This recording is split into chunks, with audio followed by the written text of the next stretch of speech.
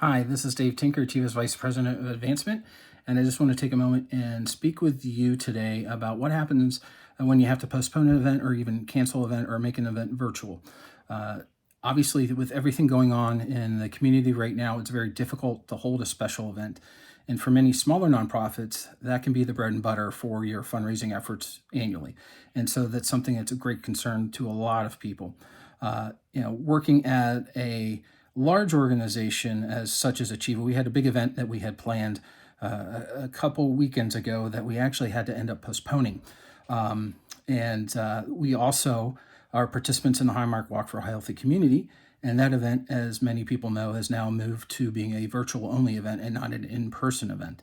But additionally, I've been actually a registrant for some educational trainings and actually a fundraising event that have been canceled completely and had to be because it's about the safety of the people and not necessarily about the money. And that's something you need to remember. You don't want to come off as somebody that's trying to get more money, but obviously many nonprofits need additional funds right now because we don't have the extra revenues coming in from the many programs that have been postponed or canceled at the current time.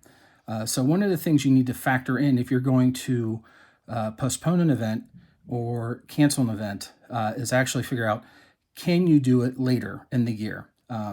What happens if you do? You need to get people on board, such as your development committee or your event committee, if you have one.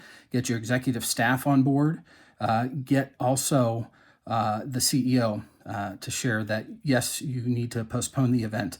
And work with the venue and the different vendors so that to see if you can actually do it. We were fortunate enough that our venue had an open date that we were able to use. It's not always the case, especially depending on the size of the venue that you need and the types of vendors that you have, whether it's specific, you have a specific band or you have specific people that are in town for that weekend, things like that you need to factor in. But talk to them. They're really willing to work with you.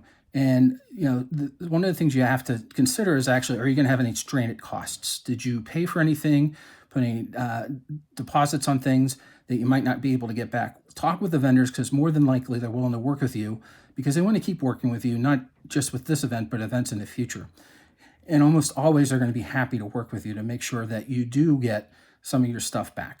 Additionally, you need to think about what happens if you can make an event virtual, because you can't necessarily postpone your event to the fall because you need to get it in this fiscal year or within a certain period of time based on different factors of your own organization. So let's think about that for a sec. What are some things you can do virtually? One of the things that I've seen a lot of people do is actually create a virtual happy hour. Many of our events have happy hours built into them or some sort of fun time together, whether there's alcohol involved or not. But you can have a virtual happy hour together and very easily just have fun. People sign up and they join each other from the safety of their own home and have a quarantini or whatever other drink that you may offer or request them to drink. But it's an opportunity to meet, especially if you've been working from home for a little bit and you need to talk to some people that are actually humans. Sometimes it's fun. If you're home with kids all day, like I was today, sometimes it's nice to talk to an adult too. But other things you need to think about with virtual, you can do events and make them non-events. So like the Highmark Walk, you can walk around your house. You can walk around the block as long as you keep a good safe distance from other people in the community. You can do things like that to do it virtually, still raise money for it, and see what kind of events you can do yourself. And it's a very simple thing to do. There's lots of tools that can also help you, because what happens if you have some event stuff, some items that you have for auction or raffle, obviously that's not going to occur in person. So there are some electronic tools that can help you. And whether it's doing something through simply eBay or many other vendors, you can talk to your fundraising CRM people or just the technology people that you currently work with, because there's so many great tools out there.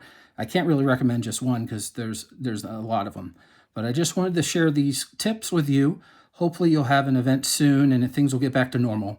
But until then, you can follow these steps to help you continue to raise money in potentially a virtual world or a delayed world. But thank you and hope you're safe. Great. Have a great day.